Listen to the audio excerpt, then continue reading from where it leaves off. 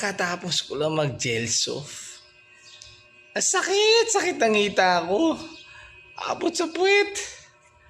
Ba't ganun? Nadali ka. Ito yung typical na nararamdaman o mararamdaman ng mga first timer or medyo matagal huminto tapos naglaro, no? So I'm no expert. I'm not also a trainer, but I think it's worth for me to share kung ano yung mga core training na ginagawa ko that works for me, and I hope it works for you as well, para makatulong sa na ma-enjoy nyo yung gel soft na hindi kayo masyadong masaktan. So please watch.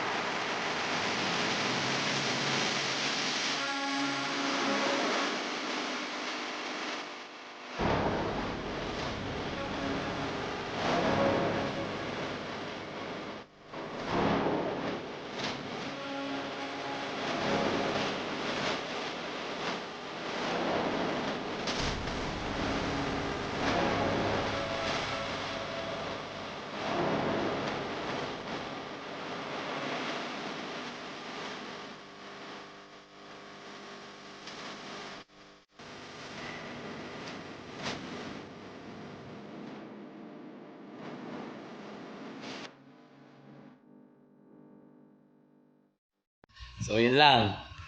So again, this is Ryan, and happy gel blasting day everyone. Ito to